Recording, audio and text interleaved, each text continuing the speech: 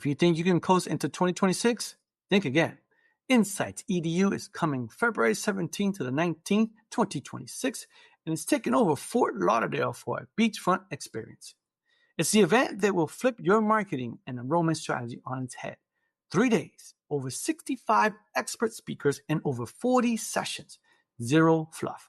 Just powerhouse strategies from the most anticipated platforms like Google, Reddit, Meta, MIQ Digital, and the most forward-thinking schools in the nation. You'll get the real wins, the bold ideas, and the hands-on tactics to grow programs, drive engagement, and create the student experience today's modern learner demands. The question is, are you ready to lead, or will you get left behind? Mark your calendar, bring your team, and secure your spot at insightsedu.com. That's insightsedu.com. Early bird pricing ends December 15, 2025. See you in Fort Lauderdale. Support the EdUp experience for just $5.99 a month and lock in that rate for life. You'll get ad-free early access to episodes. But hurry, price goes up after December 31st, 2025. Visit edupexperience.com. That's EDUP experience.com and click support the show. Welcome back, everybody. It's your time to EdUp on the EdUp Experience podcast, where we make education your business. This is a cranky Dr. Joe Solucio today, and no, not because of my amazing guest. He's going to make me a lot happier, but because we spent this time putting together EdUp editorials where we are publishing articles written by our colleagues across higher education who have something that they want to say. Maybe it's not right for a trade publication because it doesn't have a angle on it necessarily. Maybe it's something that's good that's going on at a college or university, an innovation, an idea. We want you to write about it, and we're going to publish it through EdUp editorials and send that out to our worldwide podcasting audience through our weekly newsletter. So get out your pen and paper or your AI program or a combination of those things and write up what's happening in your college and university. And you could submit those articles to edupexperience.com. You can go to our website, edupexperience.com. You see the common theme here, and you could submit it there. Let us know that you written an article on LinkedIn. Send it to us on LinkedIn if you have to. We want to get all of the great information that's happening in higher ed out there to our communities. So with that, I'm going to stop being cranky. My son called me Cranky McCrankerson this morning. I don't know where he got that from, but my guess is going to make me very happy. He's leading a large district, community college district. We're going to get him in and find out some of the specifics behind that. I've got to make sure that I get this introduction right because I did practice it earlier. Ladies and gentlemen, here he is. He is Dr. Alberto J. Román. He's chancellor of the Los Angeles Community College District. Alberto, welcome to the mic. How are you? Good morning, Joe. That was perfect, by the way. That rolling of the R was just on point. So thank you. Good morning. Pleasure to be with you this morning. So thank you for the invitation. Well, since I got the intro right, I think I'll just conclude the episode now because I can't get anything more right. I literally was practicing my R roll this morning to make sure I nailed it. But you're nailing it every day, Alberto. You're out there serving students. Tell us a little bit, the level set for us, for those that, you kind of think you know the location, but tell us some of the specifics behind the Los Angeles Community College District. Yes, thank you again for the invitation. So Los Angeles Community College District is right at the heart and center of Los Angeles. We are approximately 200,000 students strong, and we are considered the largest community college district in the nation. LACCD has 9 colleges that, again, serve about 200,000 students in a region of about 850 square miles. So we're about 2/3 of the county, again, serving 200,000 students. And what's beautiful about LACCD is the rich diversity that we have in our student population. Clearly we serve students from all walks of life, all backgrounds. And I think that really it's a strength for us to be able to serve such a broad and diverse population of students. The 9 colleges are fully accredited, of course, and they provide education from the dual enrollment, which is a K through 12 experience, to CTE programs that are aligned with industry standards. And of course, all of our transfer students that are going to many universities, not only in Los Angeles, but across the state and the nation. So We're a strong team of 9. I am the chancellor of the district. And so part of my role is to ensure that the colleges are receiving the proper resources and support to do the great work that happens at each of our colleges. Again, very diverse district in the nation. And one of the things that I think really makes us stand out is a lot of the strong basic needs support that we're currently giving our students in the area of housing, food insecurity, mental health, and other resources that I think make the experience of an LACCD student very holistic. So before we get to the really dive in, I have to know, which one is your favorite of all the 9 campuses? That feels like a loaded question, doesn't it? Well, you know, you don't have to answer that. I have 9 children. I love them equally. Prior to being in this role, I was the president of East LA College for about 4.5 years. But I have to tell you, we have 9 beautiful colleges doing amazing work. So that is the best answer I can give you. And genuinely, it's the true answer because, we call it the engine of 9, and all of the 9 engines are fired up and doing amazing work across Los Angeles. You know, what's amazing about the colleges is just, you think about scope. All right. So within scope, 9 colleges, 200,000 students. And you think about the scope of that and you go, okay, students on a normal academic schedule, students on taking credentials, students taking hybrid programs. You have students who are eating well, students who are not eating well. You have students that need help and those that don't need help, and everything in between. You have students that are commuting in. You have students that are close. You have students that are, I always say it's just like a fender bender away from quitting school and having that be a justification for this life, it ruins everything around them. And I served many students like that myself. And you look at all the things that can be those triggers for students. You mentioned some of the mental health basic needs. That scope is massive. How do you, I don't know, how do you just begin to get your arms around that level of service? What kind of strategy is involved in that? What kind of conversations are taking place to make sure that you're serving everyone and truly you've got everyone? We do have everyone. And that's an excellent point. As I mentioned earlier, we're serving that 15-year-old student at a high school who's taking the first college level course to perhaps a 56-year-old student coming back to work, or rather to school, because, they're not earning a livable wage, and everything in between.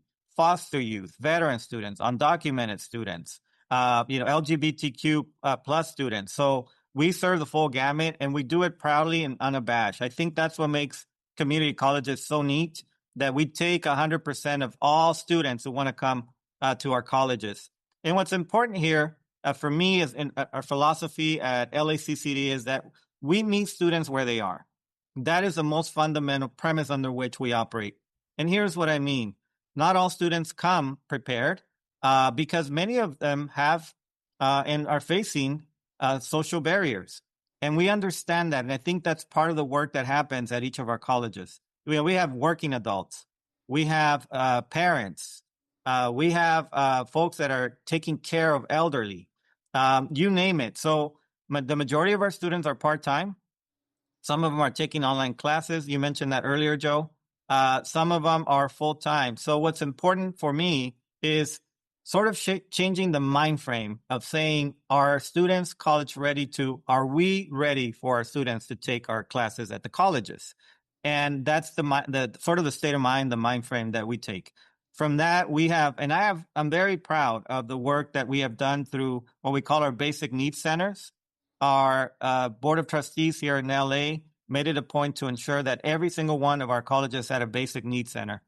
The basic needs center provides everything from food to food vouchers, referrals to housing, referrals to legal services, referrals to mental health, you name it.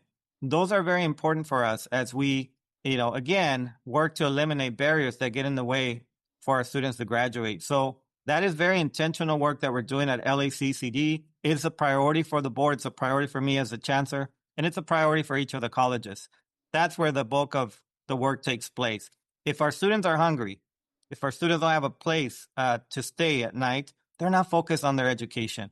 So we understand that those are fundamental things that we have to take care of first before we can say, okay, now you have a pathway to graduate. We have amazing support services that help them. We call them affinity groups. I mentioned the Basic Needs Center. We have Puente, which is an amazing program for Latino students to be in cohorts where they get peer support and counseling support and staff support. We have a program called Umoja for African American students to get that same level of support. We have a MEN program for African American males. You name it, we have it. We have Pride Centers for our LGBTQ students. So my point here is that we spend a lot of work and time and resources on ensuring that the students have a lot of the non-academic needs taken care of first so that they can thrive and be successful. And so that is a district strategy. It's a college strategy. All of our colleges within the district work collaboratively to that end, and has become a priority for us. The last thing I'll say here is housing. The LACCD has passed the bond that includes $500 million in student housing. We know that about 25% of our students are unhoused based on a 2023 report. We're looking to update that. But the fact of the matter is that is a priority of our board. We will be looking at housing potentially at one of our campuses. We're working at partnerships with the CSUs potentially to have our students fill some of their beds. I know some of them have opportunities there, as well as looking at P3 partnerships, which are public and private partnerships, where we partner up with a third party to provide housing. So that will be a priority for LACCD this year and in the next 3 to 5 years to come. I forgot to warn you about my sound effects, but sometimes I hit these buttons that I have. That was amazing. Just an amazing description. You know, the housing piece, 25% unhoused. Even if okay, that's a year too old. Let's say it went up 1% or it went down 1%. The fact that a quarter of the students, so 50,000, right? So 50,000 of the 200,000 are unhoused. And when, you know, the it's not even just the unhoused piece. There's affordability in Los Angeles. Like affordability of housing is a huge issue. So even if you think you might be able to afford something, you probably are going to be surprised at how much you can afford for the money that you're able to spend. It's an expensive area, and so you know it's really a crisis, right? But 50,000 students unhoused, that must put some serious strain on your operations in a good way because you can serve so many students. I'm going to go back to the affinity groups in a minute, but that's a big time retention issue, right? I mean, if you can't live, you have nowhere to sleep, how are you going to go to school the next day? It's a tough problem. It is, and it's become our top priority, as I mentioned. 50,000 seems insurmountable, right, to try to address the issue. But we're starting with the highest need, students who are literally with no home, perhaps, living under a bridge. And so we're really prioritizing the top tier of students that we need to address. And look, it's not just about building housing. It's about partnerships. We have partnerships with nonprofits like LA Room and Board and others that are here already with established facilities where we partner to put students in a bed. And so it is a large issue for us, but it is a priority. And like I said, we are working within the many options that we have here in Los Angeles to put students in a bed. We're cognizant that LA is a very, the cost of living here is probably pricing out many people. And so that's an added layer of complexity for us, having to serve students in communities where, the rent is $2,000 for a one-bedroom apartment. Yikes! But I think what has worked for us is this notion that our community, not just within our educational community, but our nonprofits and others are partnering with us and saying, we want to be part of the solution. And that includes partnering with the variety of partners that we have here to help us solve the problem. Is it something that we can solve in a year? No. Is it something that we can solve in the next 3 to 5 years? Absolutely. It's a gradual process there, but it's going to take a lot of partnerships and collaboration on the part of the entire LA region to get us there. Do you remember that movie, that Pursuit of Happiness with Will Smith? And the guy was homeless, and I think he was trying to work for Goldman Sachs or someone. And you think about 50,000 stories like that. I mean, you said a student might be living under a bridge, yet still taking credits, yet still making it to class. Somehow, like, taking public transportation, 3-4 buses. I've seen some of those cases. Somebody walking 9 miles to class every day. I mean, the stories must be incredible. They really are. And one of the things that characterizes our students, in one word I can tell you, is resiliency. My goodness, these students have gone through so much, and yet they show up to class in line or in person. They take the bus, as you said. We have Metro Go Pass passes that we give to our students free of charge, but they're showing up despite all the barriers. And listen, when we get to June, that's probably the best time for all of us when we get to the graduations. But for me as an educator, there is no greater reward than to see a student, a foster youth student, an undocumented student, an unhoused student walking through that stage, waving their certificate or the degree at their family. That moment right there makes it all worth it, because many people do not know what that student went through to get to that finish line. And so resiliency is part of our student, I would say their DNA. They've gone through so much. But despite all that, we have thousands of pursuit of happiness stories across LACCD, and we're very proud of our students for that. Victory! You know what? You glanced over it, but I want to come back to it, where the students waving their degree in the air. Sometimes that's grandma, and the kids are in the audience. Sometimes it's the kid, and the grandma and the parents are in the audience. Sometimes it's the mom, and the grandma and the kid are in the audience. I mean, there's so many combinations of sorts. Sometimes it's a father and son graduating at the exact same time. Or, I mean, you start to think of the adult learner, what ages you have, and you can see the generational completions and how sometimes one family graduating 2 or 3 people at the same time, and what that's going to do for their I don't know, trajectory going forward. And those stories are really fun to watch when you have an older student, lifelong learner, waving that in the air, and the kids are screaming in the audience, and you go, that's how you create generational wealth and pipeline as the example that gets set. Absolutely, Joe. We always say that the completion of a degree, it's not just the self-fulfillment of the student. It is the victory of the family. It is the victory of the community. It is a start of hopefully generations to come. And it really does change the trajectory of the entire family because it takes one individual to make it through, to set the example for those to come. And, what's beautiful about the stories we hear is that many of our students go on to graduate, get higher degrees, master's, doctorates, many of which come back and work in their own communities. Sort of like the paying forward, thing where in fact, even at our colleges, we have students that started with us have come back to become counselors, faculty, professional staff. Why? Because they know that there's still a lot of work to do in our communities. They can come back and contribute in a positive way. And they have that lived experience, right, of having gone through so much. And now they're coming back and telling that student in front of them, you know what? I had similar experiences and I made it, and I'm here to help you. So it's a beautiful way to see the full cycle, if you will, of our students starting from the inception of their own education and coming back as professionals and working for their own communities. That's how you build wealth. That's how you eradicate, poverty, intergenerational poverty in our communities, by having our own folks go on, get the degrees, come back and contribute positively to their communities. You mentioned affinity groups, and I want to come back to this because I think it's important. I always felt like whenever you hear the term peer pressure, how negative that can come off to people. But when you do it right, peer pressure is a beautiful thing, especially in the context of something positive. And those affinity groups, besides the belonging aspect that, literally have students who've been in front of me go, you know what? I just don't know if I fit in here.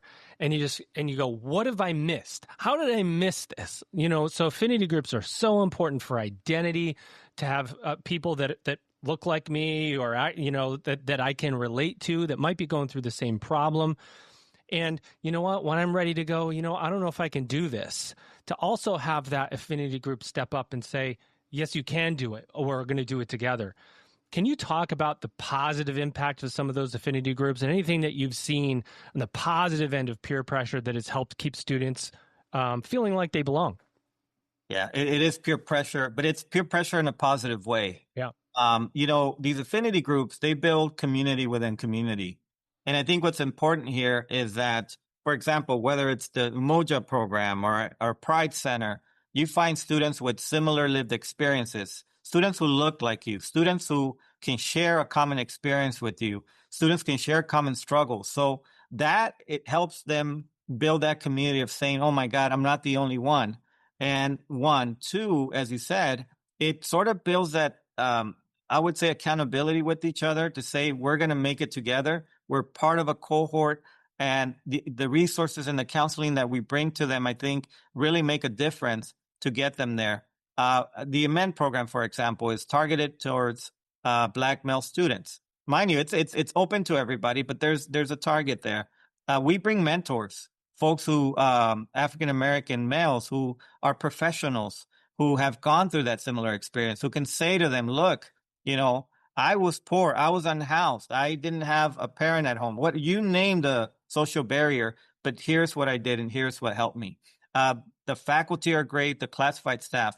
But to your point, I think the highest efficacy really comes from the peer-to-peer conversations and knowing that there are other students in similar experiences that they can rely on each other for. Now, as far as the success, I could tell you that all of the affinity groups have higher transfer rates and they have higher completion rates. So there is a lot to say about putting students in their own peer groups and providing those detailed, unique support services that our students need. That's what equity looks like at a community college. And that's what it means to say, meet the students where they are. So these affinity groups are critical to the success of many of our students.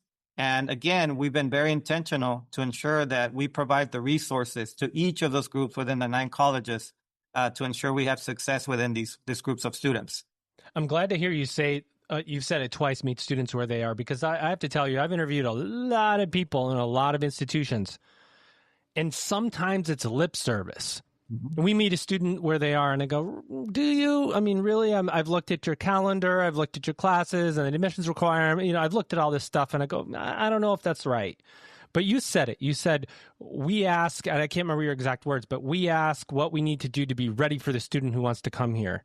There's a really big difference in saying that you're meeting the students where they are and engineering your institution to meet the students where they are. Big difference.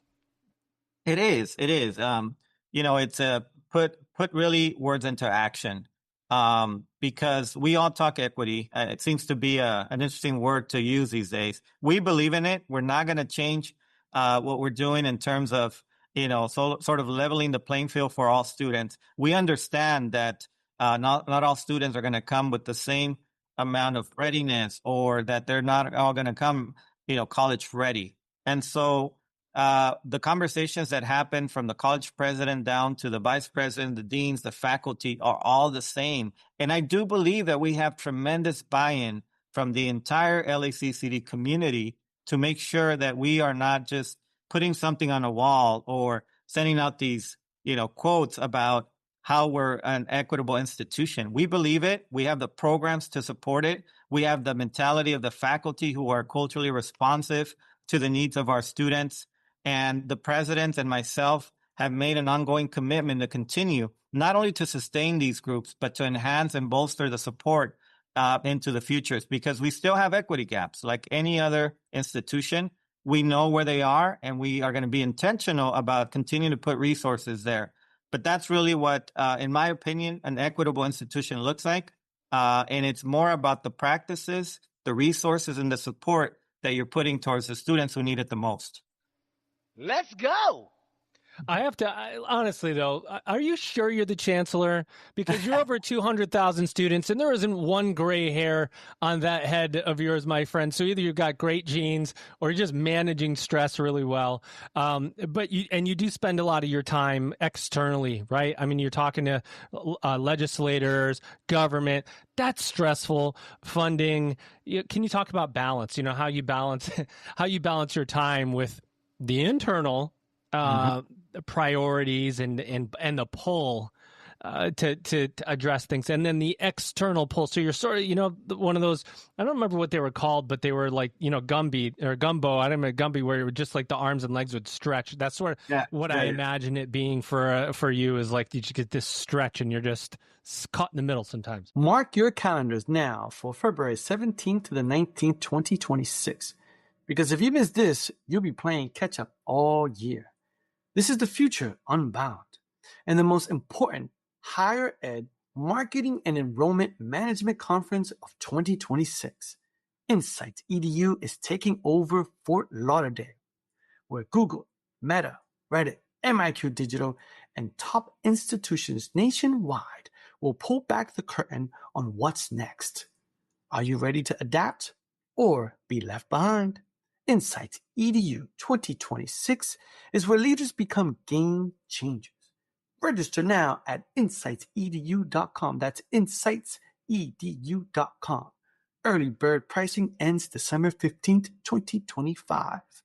The EdUp experience has delivered over 1,000 episodes with higher ed leaders from around the world. Now you can support the show for just $5.99 a month and lock in that rate for life when you join before December 31st, 2025. You'll enjoy ad-free early access to episodes. Go to edupexperience.com. That's EDUP experience.com. Click support the show and secure your lifetime rate today. I appreciate. Hey, listen, I appreciate the compliment. I'll take it. Maybe that's the gene part, but no, it is an incredibly challenging job, but one that I enjoy and I certainly appreciate because of the impact, as you stated. There is another institution of higher ed within the community college space that has a more profound impact by numbers than LACCD. But with that said, you're absolutely correct. It's a balance between making sure that we are doing the great work in-house, but we're also public facing. And to me, it's about a 70-30 balance, meaning 70% of my time is spent at the district working on things that are critical. We also understand that the federal and the state components of are important in terms of funding, in terms of support, in terms of legislation that can impact our students. And so we're very cognizant of that. For example, we have been working very closely every year with folks that have influence on the state budget. We want to make sure that community colleges are getting their fair share in the budget, and that takes a lot of time. We have an advocacy group in a committee here that's led by our board. It's called the Legislative and Public Affairs Committee. We spend a lot of work doing that. The federal government, we've had changes, as you know, that have had some level of impact, not to the extent that folks may think. However, we know we have to be ready for potential changes. So that takes some time to be working with our advocacy teams to make sure that we're trying to promote certain legislation, to make sure that we're sometimes daily changes. Sometimes daily. Oh my goodness, they are daily. I would say these days it's day to day, week to week, month to month. So that's about 30% of the work that I do, working with our very progressive and amazing board who believes that, our number one job at this point is to protect our students, to ensure they have welcoming environments, and that we try to leverage as much funding as we can from the state, possibly the federal government. So it is a balancing act. But at the end of the day, what's most important to me is the work we're doing here to ensure that our students are being provided that support they need. This is a really active job. In the scope of college presidencies, there's very active presidencies. There's less active presidencies. Sometimes private schools, it's active. But when you're at a community college, you're serving 200,000 students, there's a spotlight on you from every angle. So, this is a very active position. What makes you, what's in your background that makes you pour out all this passion that you're spilling on the podcast today? Like what gets you going? Why are you doing this? Yeah, thank you for the question. I myself am an immigrant, first generation college graduate. My family came to this country when I was 8 years old. And I remember very vividly the words of my mother when we got here to Southern California. She said, look, we left everything behind. We're making probably the biggest sacrifices we've made in our lives, and it's all for you and your sister. Do not let these sacrifices go in vain. Make sure you go to school, make sure you graduate, make sure you have a profession. And so those words have really resonated with me. And my parents understood the value of education. They had a third grade education. They didn't know about careers. They didn't know about chancellors of LACCD. But what they knew is that they had to educate us and get us ahead. And so from the moment I began to sort of form my own career, I knew I wanted to be in a place where I can give back. I started in government, and that was fulfilling, but I just didn't quite feel that was my niche. And then I landed in community colleges. When I saw the type of students that we serve, when I saw the profound impact that we can have, probably bigger than any other higher ed institution, I understood that I had landed where I needed to be for the rest of my career. Because again, you're talking about students, as you said earlier, that are one bad experience away from never returning. Imagine the impact that you have on that student, providing them the right services, a welcoming environment, and ethos where they feel at home, and you can get them to the finish line.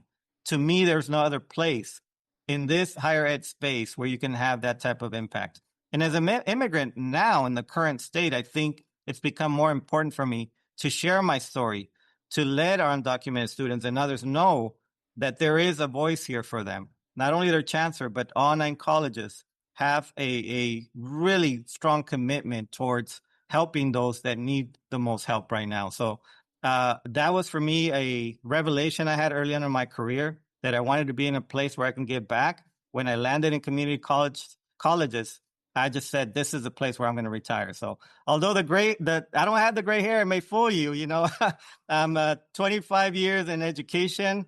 And so I want to continue working here, but I think this is where I see myself sort of spending the rest of my career. I was going to say, I'm 25 years in education myself, and I got a lot of gray hair. So maybe it's the filter. I need a better Zoom filter, I think, is what it comes down to. But listen, that word sacrifice, when your mom said to you, we made the ultimate sacrifice for you and your sister. Yes. I'm assuming here, but I'm assuming you never stop, that you can't get comfortable, because you're always going to look back and go, have I honored this sacrifice? And maybe nothing will ever make that where you go, you know what, box is checked, because it's always going to become central to who you are in terms of service. What does this mean for you as you move forward? That we're in a tough industry. We've got a lot of barriers. There's a perfectionism that we all want to have. We want to graduate 100% of students. We want to house 100%, not 75%. How does that all connect to the way you lead, the strategy, your actual leadership philosophy, and how that sacrifice that your parents made gives you this foresight to push this institution forward in tough times? Right. Yeah. I see myself in a marathon, and I'm probably about 50% of the way completed. So for me, there's plenty of work to be done. We're not just about reaching goals. We're about reaching excellence. And when I look at sort of the vision that I have for LACCD, I want us to be top in the nation in terms of student focus, student readiness, equity center, equity driven institutions that are helping particularly those students where we have equity gaps succeed. So yes, there's plenty of work to do. To me, that's a driver because I do want our numbers to continue increasing. Over the 5 years that I was president of ELAC and being here, we have seen our enrollment continue to go up. We're closing equity gaps.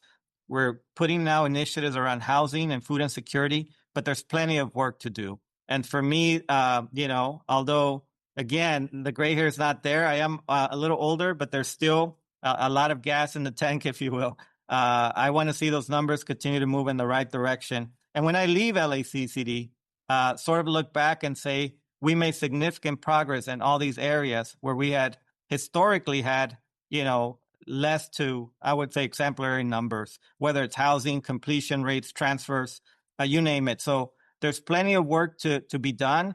My vision is, again, to get to a place where we are the premier institution for community colleges in the nation in all these various places. And listen, we have a great team of not only presidents, but faculty and classified staff and others who have made that same commitment. We're moving in the right direction, Joe. And I think as long as that momentum keeps going and we're sort of, in the upward trend, that will continue to fuel me to continue to do the work that has to be done at LACCD. my mother is a relentless woman, and she always reminds me, trust me, she will not let me forget the reason why we're here. And now in my, late 40s, she tells me that, mijo, you're doing great work, but there's still a lot more to do. So she's my constant reminder that, I have to continue to stay in this profession. My biggest cheerleader, by the way, and somebody that will continue to look up to as a role model of a hardworking person that gives everything to whatever they do. Yeah, I bet when you go home and say you had a tough day, she goes, let me tell you about tough days. She reminds me. She humbles the heck out of me. I'll tell you that much. Yeah, you don't know what tough is until you live through my shoes. So, well, you know what? That's good too, because it keeps you grounded, right? I mean, that's a big job you have. It keeps you grounded, keeps you close to the students, keeps you close to your history. And that matters because you're serving a lot of first-gen students. You're serving a lot of Latino students. You're serving a lot of students generally. Yes. You talked about workforce and economic impact. And I just want to highlight for me, I mean, it's got to be in the billions, the economic impact of LACCD. I mean, you're talking about what? Millions of graduates over time. I mean, it's got to be immense. Yeah, I don't have specific numbers, but I can tell you, we're doing a report by the way, on the economic impact of LACCD, but I can tell you it is thousands. I mean, we are really well positioned to serve every industry in Los Angeles, given the number of CTE programs and certificates that we have. We touch on everything. And one of the things that's kind of exciting to me moving forward is that we have a once-in-a-lifetime opportunity here in Los Angeles to really connect our CTE students into the workforce. It's called the Olympics, but the Paralympics are also coming. We have a Super Bowl in 2027. And of course, you may know we have a World Cup right around the corner. So that's going to be a biggie. Oh, my goodness. Yes. We have been meeting with LA28, with the Office of Major Events in Los Angeles. And the pitch to them really is, look, we have a strong workforce here. Tell us where you're going to need the jobs, and we will be able to fulfill a lot of those different jobs, whether it's in construction, technology, security, hospitality. We're ready and well positioned to be able to serve all those events. Our hope is that many of our students are able to get these jobs, but subsequent to that, they're able to get internships or other jobs that come as a result of the Olympics. So we're not going to miss out on this once-in-a-lifetime opportunity. We're working already to make sure we're at the table, LACCD is at the table when these conversations are happening, and we'll continue to sort of work through that process. One thing I do want to say is this. As we're looking at the economic changes in Los Angeles, and I think this is reflective of the entire nation, there are two particular areas where we continue to need more workforce: allied health and technology. So we have really good programs that we need to ramp up a little more to get more students through. But areas like administrative medical assistance, health information technology, respiratory therapy, health occupational programs, all those are allied health careers where as soon as you graduate, there's a job waiting for you. And we can't miss out on that opportunity. So that's an area of growth for us where I think we can invest a little more in our resources and put students ready to go. Technology, cybersecurity is a big one. After the pandemic, that need just grew even further. So we're working on, enhancing and bolstering those programs as well. And AI, let's be real. AI is here to stay. It gets better and better every day. And from my perspective, our goal is not to shy away from AI, but rather to embrace it as an educational environment. But here's what's been my premise to my community colleges as well as the faculty. We have to make sure that AI is used in an educationally responsible way.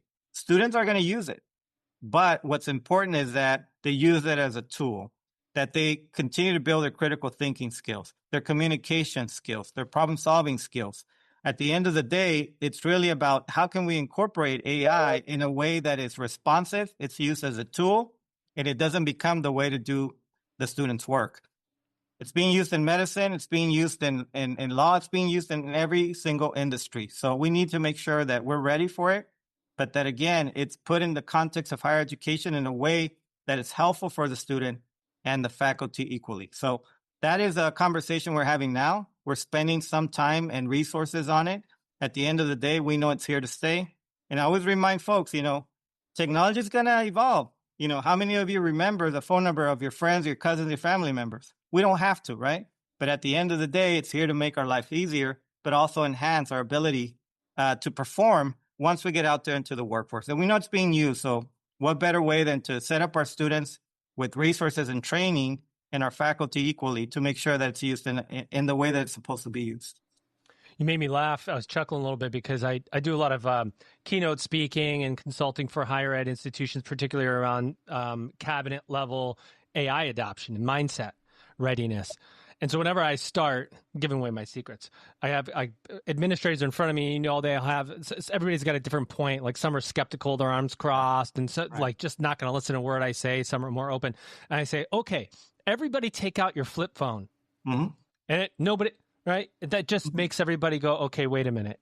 You're right. I mean, it's there. And we're at a time where we have to think about assessing inputs rather than the outputs. We know that AI can write an 8 to 12 page paper.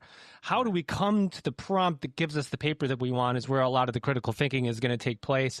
Sounds like you're on top of it, which I appreciate. And or the sources that are used, right? Make sure they're citing sources, make sure that it's academic, Yep. sources and not, Wikipedia or what have you. I mean, nothing against Wikipedia. I'm just saying, we have to make sure. No, it's not a reputable academic source. It's all good.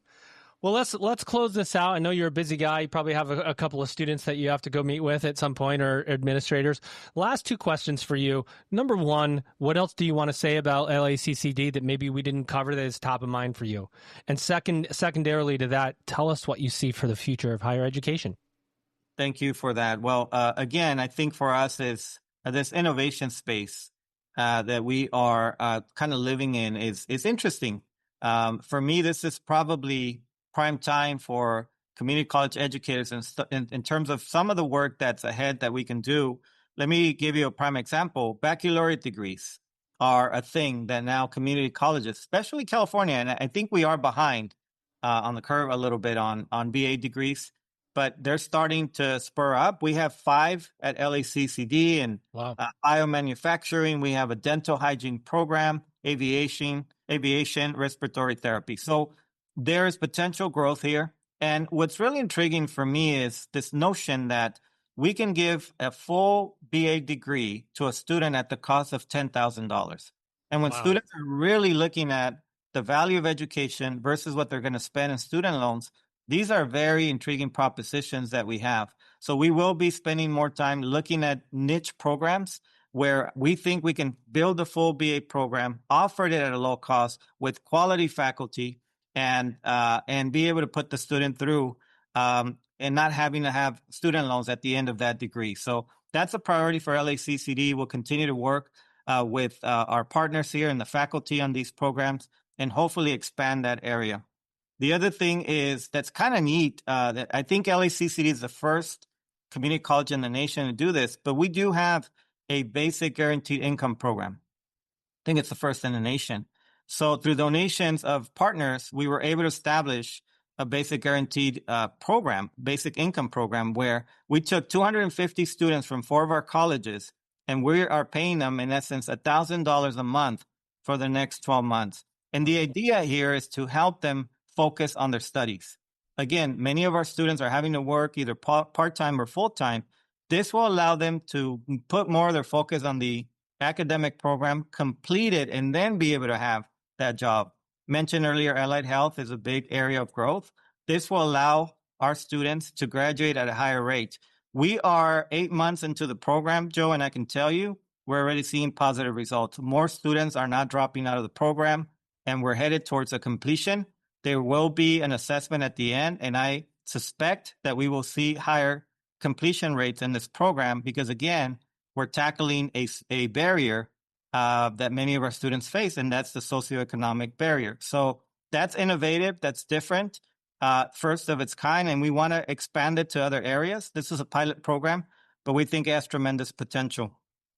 I mentioned already AI literacy. We have now established an AI literacy program. It's a full-year program for faculty where they're taught how to use AI responsibly in a classroom, how to allow their students to use it in the classroom. And this one has tremendous potential because, again, technology is advancing. It's not going away. And we hope that the program can be instituted across all of our 9 colleges. So more to follow on that, but we're very closely putting attention on these 3 particular areas because they're innovative, they're different, and I think they're going to allow us to better serve our students. What do you see for the future of higher ed? Well, I think higher ed in general will continue to be important to our communities, particularly our communities of color. I have said before that there is no greater determinant to social and economic mobility than higher education. Higher education is still the place for communities of color in particular to be able to advance, eradicate intergenerational poverty, and advance their communities. Higher education has moved towards somewhat of an online, in-person framework. That's still something we're figuring out after the pandemic. LACCD is about 50-50, 50% online, 50% in person. But I do think that has added an ability for students to have flexibility in taking their courses. That is, some students are able to come fully in person, others not. Some take one class in person, others maybe perhaps a second class online. But that flexibility will allow us to increase accessibility in higher education. And I think for community colleges, that seems to be the place. We are all in. The 4-year has come back fully in person, but even them are beginning to look at fully online programs because they know students need that flexibility. So I imagine that will continue to be an area where online education will be a part of the overall curriculum. Generally speaking, I'm not crazy about online education. I always felt in-person's best, but I understand the need for it because, again, it provides access and the ability for some students to go to school. And then I would say, finally, higher education will continue to play a critical role in filling some of the most critical jobs, as I mentioned earlier, for our industry. It's probably the one issue that I can say there's bipartisan support.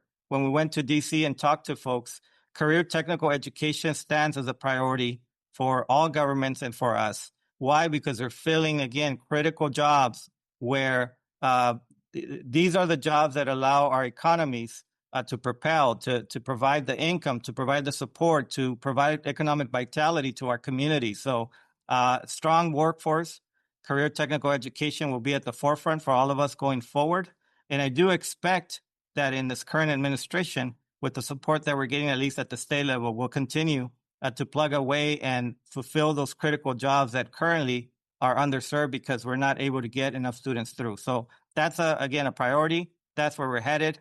And I do think it will be, we'll find innovative ways to support career technical education in the future, in the years to come. Well, we're going to need to check back in with you. So this is a I'm extending an invite for you to come back on the podcast because I don't know of another chancellor or president that will have to ready their college and workforce for an Olympics, a Super Bowl, and World Cup within just a couple of years. It's an incredible case study in jobs and workforce. And that, so we're going to be watching closely, and hopefully you can update us on how things are going and your readiness is going. This pretty incredible, my friend. And congratulations on your recent appointment from interim to full chancellor as you are about to crest out your full first year. So what an incredible journey. Thank you so much, Joe. And of course, happy to come back and update you on the amazing work we're doing at LACCD. And again, the plugin is always for community colleges. Don't forget about community colleges in your podcast. As you know, we're an important part of the higher educational experience for many students. And in many cases, probably the only opportunity for students to seek higher education. So I appreciate everything you're doing. And thank you so much for the invitation. Ladies and gentlemen, there he is. He's the one. He's the only. Dr. Alberto J. Román, the Chancellor of the Los Angeles Community College District. You've just EdUp'd. Attention higher ed leaders, it's time to shake up your marketing and enrollment strategy. Join us at Insights EDU, February 17th to the 19th, 2026 in Fort Lauderdale, Florida, for a beachfront experience and the best higher education marketing and enrollment management conference. Early bird pricing ends December 15th, 2025. Register now at insightsedu.com. The future unbound is at Insights EDU 2026. EdUp Experience has brought you powerful conversations with more than 400 college presidents and higher ed leaders over 1,000 episodes and counting. Now, we're inviting you to join us in shaping the future of higher ed podcasting. For just $5.99 a month, you lock in that rate for life, but only if you sign up before December 31st, 2025. As a supporter, you'll get ad-free early access to episodes. Prices go up after December 31st, but your rate never will. Visit edupexperience.com. That's EDUP experience.com. Click support the show and join our community today.